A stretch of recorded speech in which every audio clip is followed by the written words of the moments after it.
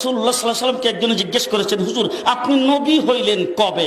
রাসূল বলেছেন, কুনতু নাবিয়্যান ওয়াল আদামু বাইনাল মা'i ওয়াত তিন। আমি তখনও নবী ছিলাম যখন আদম আলাইহিস সালাম পানি আর মাটিতে মিশ্রিত অবস্থায় ছিলেন। কওমিগণের একজন আলেম জুনাইদ আল হাবিব সাহেব, মানে ওনার বক্তব্য আমার অনেক ভালো লাগছে।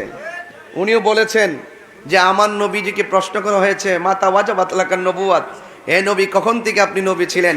আমার রাসূল বলছেন, কুনতিয়া ওয়া আদামু বাইনা রূহি ওয়াল জাসাদ, কুনতু নাবিয়্যা ওয়া আদামু বাইনা রূহি ওয়াল জাসাদ।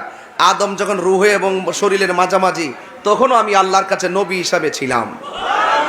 তো নবীরে প্রশ্ন করছে দুনিয়ায় প্রশ্ন করার পরে নবী কি বলছে? কুনতু, আমি ছিলাম নাবিয়ান। নবী বলেন যে আমি নবী ছিলাম, আর এই মৌলবী বলে যে নবী ছিলেন না। তার মানে তার বক্তব্য সরাসরি নবীর বক্তব্যের বিরুদ্ধে। কথা বলেন ঠিক না বেঠিক? আমি জুনাইদ আল হাবিব সাহেবকেও আমার অন্তরস্থল থেকে মুবারকবাদ জানাই যে আপনি একটি ঈমানি যুদ্ধে অংশগ্রহণ করেছেন। কথা বলেন ঠিক না বেঠিক? এইভাবে আমাদের উচিত, যুগে যুগে যখনই কোনো নবী বিদ্বেষীরা নবীর বিরুদ্ধে কথা বলবে, তাদের বিরুদ্ধে রুখে দাঁড়াতে হবে। আবার কিছু কিছু লোক আছে তারা বলে যে আহমদুল্লাহ সাহেব আমার সাথে কথা বলবে কেন, তিনি তো অনেক যোগ্য। আরে বাবা, যিনি নবীর বিরুদ্ধে কথা বলে তিনি যোগ্য হয়ে কিভাবে আমার বুঝে আসে না। সার্টিফিকেট থাকলে কি বড় হুজুর হয়? নবী থাকতে হয়। কথা কোন ঠিক না বেডি?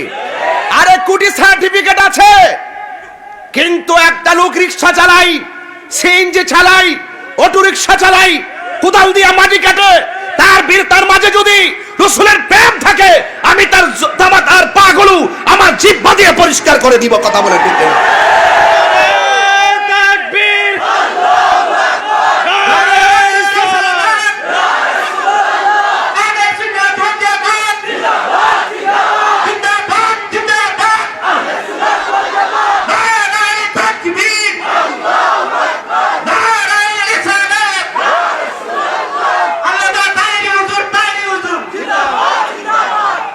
যোগ্য অযোগ্য প্রমাণ হয়।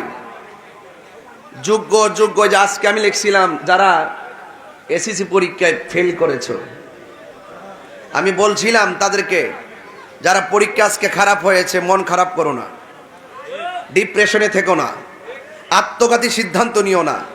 মনে রেখো, পরীক্ষার রেজাল্ট একটা কাগজের টুকরা, আর তুমি হলো তোমার মা বাবার কলিজার টুকরা।